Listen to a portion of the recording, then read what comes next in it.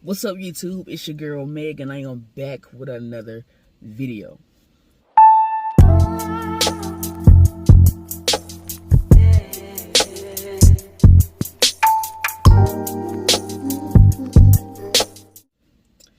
So today, I'm gonna do a story time. A few days ago, I was on Sincere's live, and she was playing Two Truths and a Lie. It was really fun, just a way to get to know your people, whatever. And I had went deep on them, throw out some deep stuff out there, so they can guess. And I was like, you know what? It was two truths there. They was like, whoa. So I was like, you know what? I'm gonna do a story time on one of them. Well, on both of them, but just one right now. I'm not eating nothing. I don't got nothing going on. I'm just gonna be sit here talking, just to have a video to put up and to get up for y'all. But this story time is gonna be when I got arrested on 4 felony charges. So I'm gonna jump right into it. Oh, actually, no. Before I jump into it, make sure you like, comment, and subscribe. If you are new to the channel, welcome. Thank you for joining the mob. If you're returning, I appreciate you kicking it with me and being a part of the family. Share this video, comment, do all the good stuff. Like. Yeah, run me up. I'm trying to get to 500 subscribers by the end of the year. I know I can do it with the help and support of my people, of the mob. So, yeah, let's do this. Okay, so I got arrested on 4 felony charges.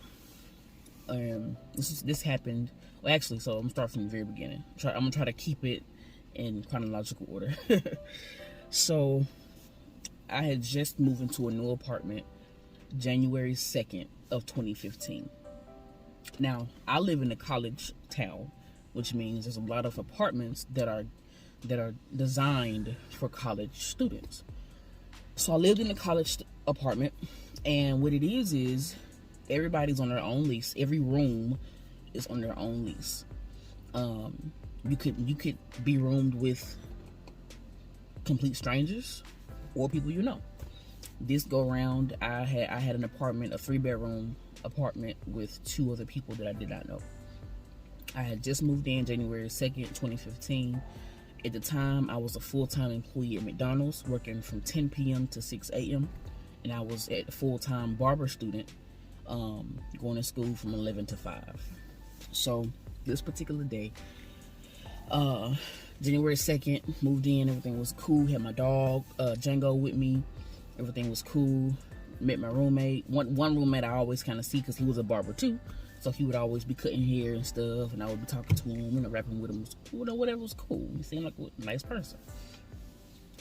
So January 22nd, 2015, literally 20 days later, is when everything, my whole entire life, will take a turn, right? So y'all can tell I love this hat. But so I went to work the day before, the 21st, at 10 o'clock p.m. Worked my little night shift job at McDonald's.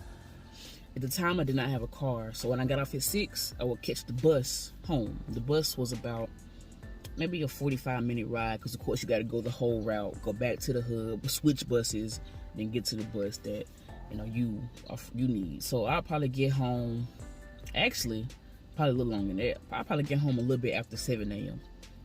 And what I would do is I would go home, sleep, of course, until about 9, because I had to catch the bus to go to school. School started at 11, but of course with the bus routes you got to be a little earlier so you can catch the bus, still get there on time. So I probably sleep about 9, wake up about 9, and then get myself together. This particular day, I overslept.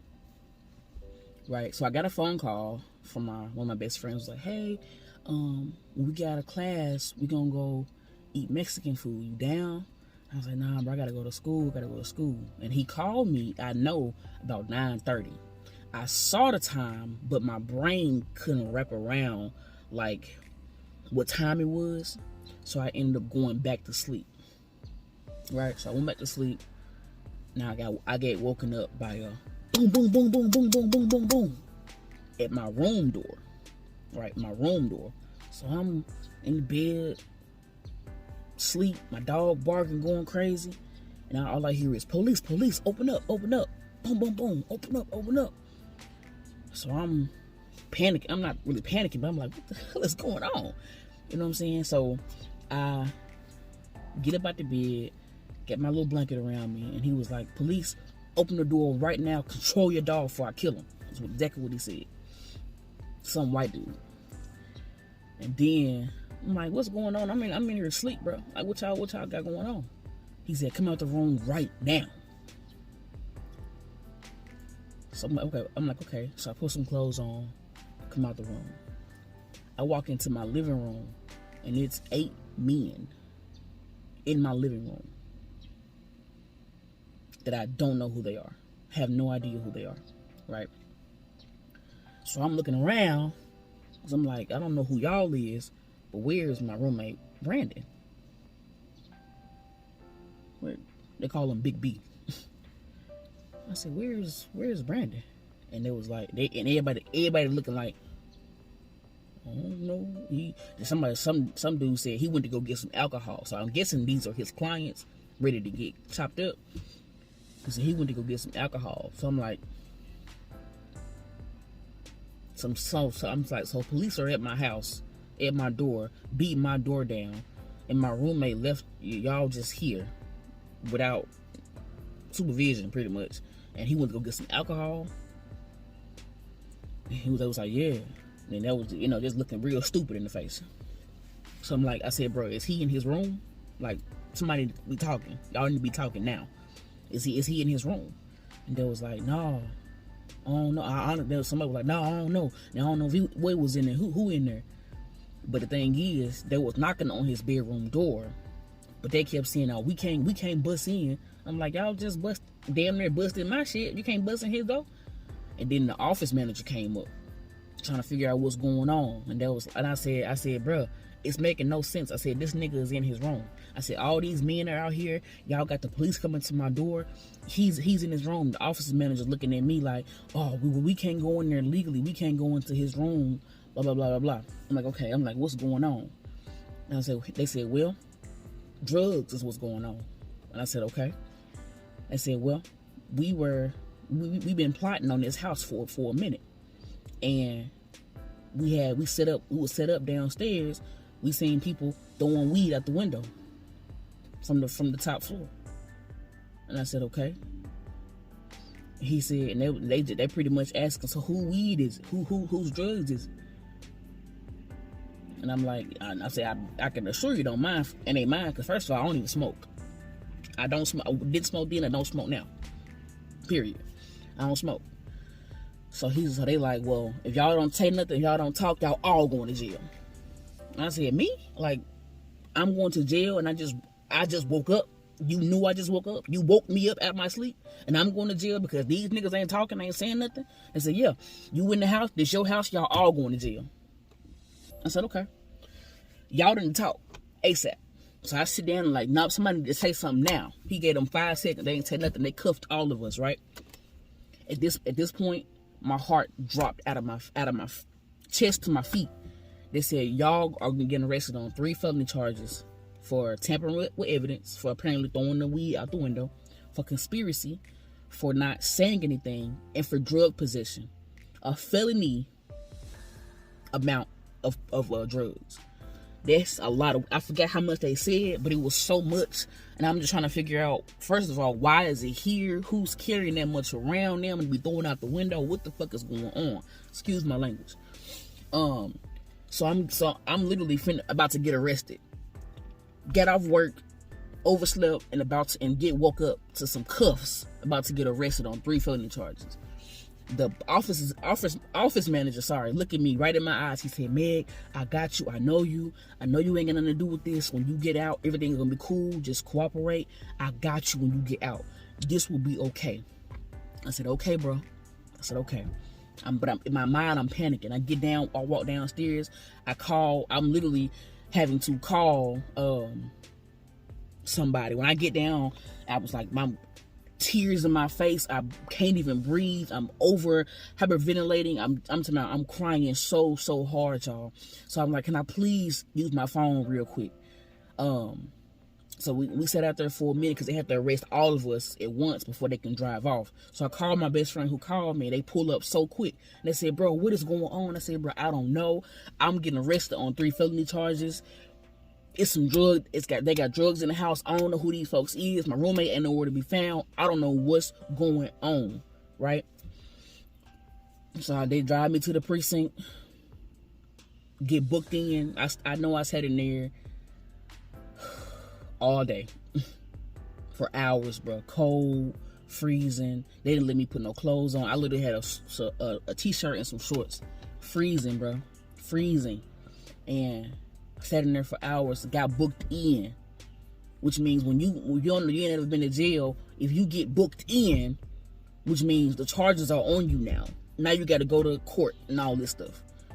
Right after we get booked in, and I get bumped, and I call somebody to bum me out, they say, oh, the person who weed it was admitted to it. Which means you let me and all these other people who had nothing to do with this or whatever was going on, I don't know anything about these folks, but you let me, and you know I was asleep, you let me get arrested on 3 felony charges, go to jail, get booked in, have to pay a bond just to finally say this was your shit. And I'll say I was so hurt, and story ain't over. It's far from over. So, mind you, after all this was going on, I got charged with felony conspiracy, felony tampering with evidence, and felony possession. They took my phone, everything, right? So I didn't have nothing. They took my phone. They had to keep my phone until trial, which was 5 months later. So I get out hours later, and it's like my mind was stuck in a place, and I didn't have no emotion. I just walked out of the jail, went home, got dressed for work, and I went to work the same night, like nothing ever happened. Went to work, got off. Went to work the next day, got off. When I went to work the second day and got off, I came home to an eviction notice on my door. Mind you, I had just moved in 20 days earlier. Got home to an eviction notice on my door. And I'm like, hold on. Wait, what? Like, huh? What do you mean? Well, in my mind, I'm like, okay, don't panic. Just go down to the office, talk to the dude who was there. And he when I get to the office, my best friend with me, because my best friend and I, we both moved in at the same time. We couldn't move together, unfortunately, but he moved like across the parking lot. So he came to the office with me, and he going off like, what is this about? What's going on? Y'all, you came in there, I'm talking to the dude. You came in there and told me everything was going to be good. It was cool. And now you just, he said, I'm sorry, no we can do. Like, to the point where he looked at me, said there's nothing we can do, walked away, and went back into his office. As if he did not come to that apartment the time I got arrested. He did not look at me in my eye and told me everything was going to be okay. As if he did not promise me to not worry about nothing. He served me with an eviction notice and told me there's nothing they could do. So I'm in the office snapping, going off, crying. Like, these people finna put me out. And I had nothing to do with any of this. Nothing. But the person who really had everything to do with it is still in his apartment. To be honest, I don't know what happened to Brandon. I don't know what happened. And the thing is, it's crazy because I have not seen him since that took place. But I've seen his girlfriend, and she apologized to me because, she just felt real bad. But I don't know. But I know for me, they served me with an eviction notice, and they put me out. Now, mind you, I have a dog that I love so much. I have a job. I have school. And I had nowhere to go. Nowhere to go. So I moved in with my friend who lived across the parking lot. I had to take all my stuff back out and move in with him. Now, on the eviction notice, they specifically said you cannot be on this property. You cannot be here. You cannot live here. You cannot step foot in the parking lot. I'm trying to fight it, y'all. I'm calling. I'm asking for their lawyer number. I wrote a letter to the lawyers, to the office. I'm trying to figure out. I even called the freaking news, and I was like, I just got falsely arrested, and now I'm getting put out my apartment. And he was like, and the news literally was like, so did you get arrested? Did you go to jail? And I was like, yeah. I said, but are you not listening? It was a false arrest. And he was like, well, there's nothing we can do for you. So I just gave up, bro. Like I did everything I could. And so I moved in with my friend across the parking lot. And I was trying my best to just be cool with it, do everything little by little, and be real, like trying to do it after hours. I don't know what happened. But 2 days later, I get my stuff moved in. 2 days later, and I didn't come out his house because I didn't want to be seen. I didn't want to get caught. I didn't come out, make sure my dog, when I take him out, I go out the back. I was just real low key. 2 days later, they came beating at his door, my friend's door. And I was so scared. I hid in the bathroom. Now, mind you, when they was arresting us, they couldn't go into my roommate's room. But they damn sure came into my friend's room. They came into his apartment. They opened his door. I was hiding in the bathroom. They said, Megan, we know that you're in here. Come out. The police is already here. Come out now. So I sat there and I just started crying. Because not only have I just been arrested for these charges, 4 days later, I'm about to get arrested again. So I came out and they already was ready for the cuffs. They said, we told you that you couldn't be on the property, and you did anyway. So now you're about to get arrested for trespassing, which is now, because of the charges already had, is a felony charge.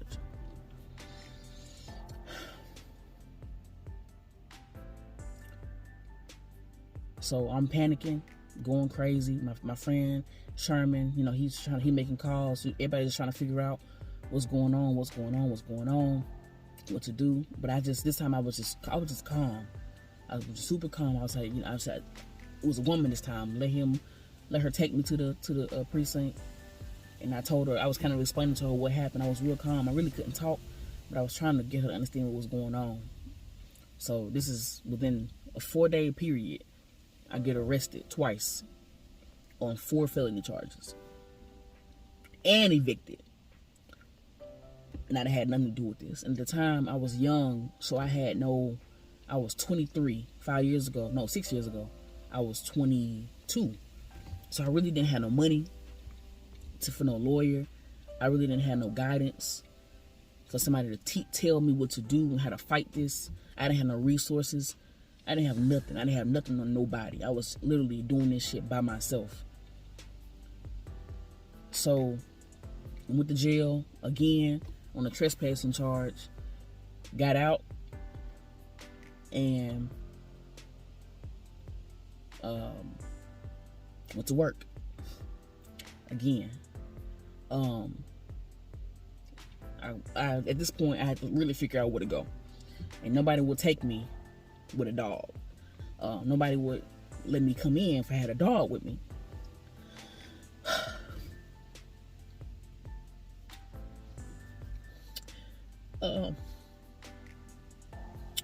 So my friend Brandon, I had another friend named Brandon, who I sang with. He was like, I need a roommate. He lived in a 1-bedroom, but he was like, I need a roommate.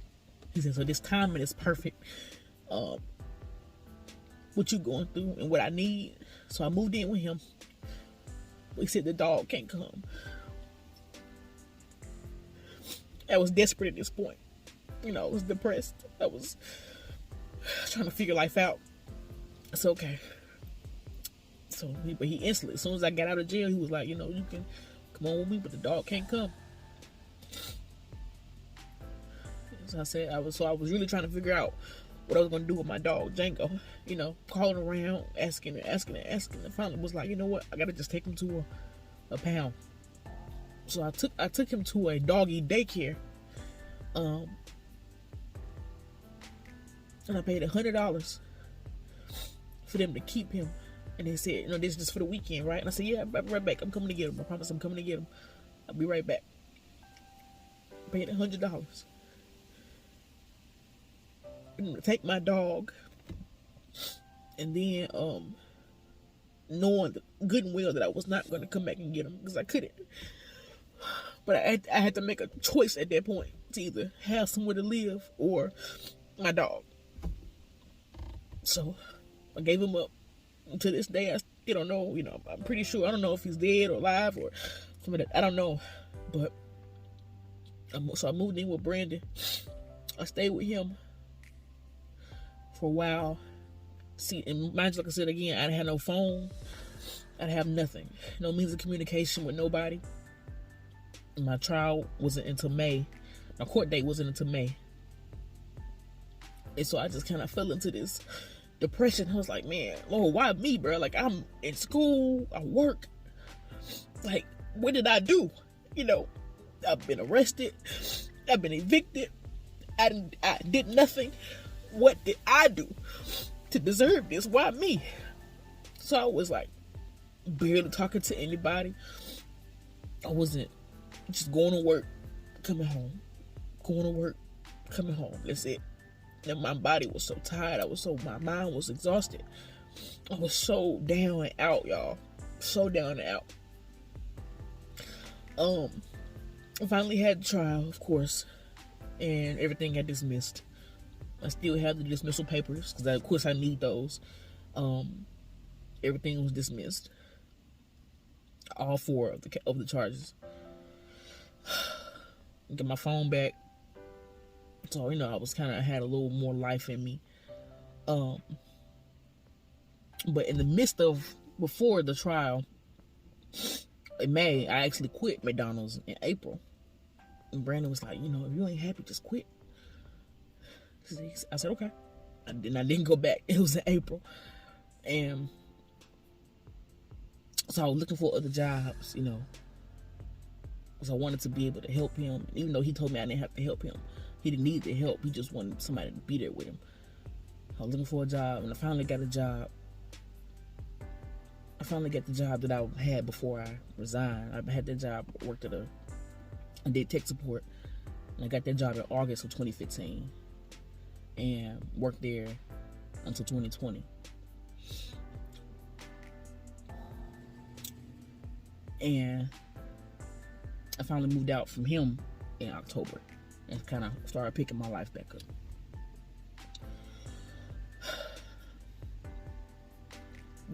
That whole situation, to this day, I'm still dealing with it. Because I still have that eviction on my credit. And it's put me in a place where I can't do anything on my own. I can't get my own spot. And I still kind of have like flashbacks of that day, of those moments, you know, because it could have went anyway. It could have went any direction. It could have went any direction. But it's like, it taught me so much. It taught me to trust God, like to honestly trust God and to give him everything, because if you don't, you can lose your mind. You know what I'm saying? You could go into a depression that you can't get out of, that you may not survive. And to be honest, had I not gone through that, I wouldn't have got the job at Asurion making buku money. Because it wouldn't have been set up like that. You know what I'm saying? Like all that tragedy, all that trauma was set up for me to live a good life. You know what I'm saying? And have get a job. You know, it's just, think about it. Had I not gone through that, I wouldn't have got evicted from my place. I wouldn't have got arrested again. I wouldn't have got to be able to move in with Brandon. He wouldn't have told me to quit McDonald's, and I wouldn't have looked looking for another job and got that job. All of it was set up so perfectly. The way it happened is terrible, because I'm still dealing with that stuff today. Still dealing with it today. But I'm thankful to God that He brought me out of that, because I was down, man. I was down, y'all. I was down bad. I looked, I try to I'm always a person that try to keep a happy face, but fighting the air behind the scenes, you know what I'm saying? But yeah.